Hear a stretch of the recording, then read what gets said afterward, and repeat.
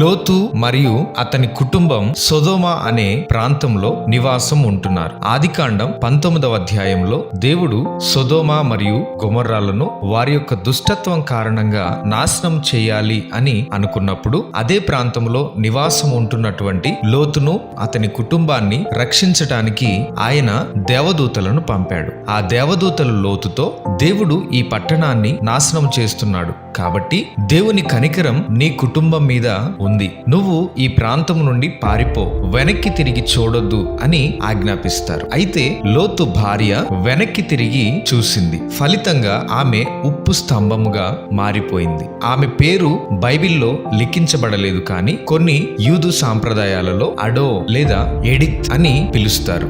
లోతు భార్య ఉప్పు స్తంభముగా మారడానికి గల కారణం మొదటిగా అవిధేయత. ఆమె దేవుని ఆజ్ఞను నేరుగా విస్మరించింది. రెండవదిగా గతం పట్ల అనుబంధం. ఆమె వెనక్కి తిరిగి చూడటం సొదొమలో ఆమె పాత జీవితం పట్ల ఉన్న వాంఛను సూచిస్తుంది.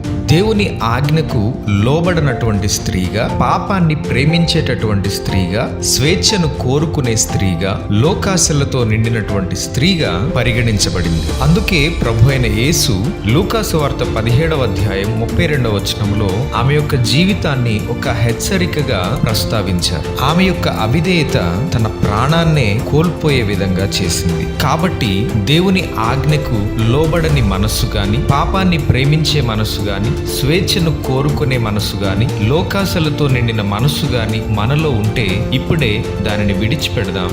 దేవునికి ఇష్టలుగా జీవిద్దాం.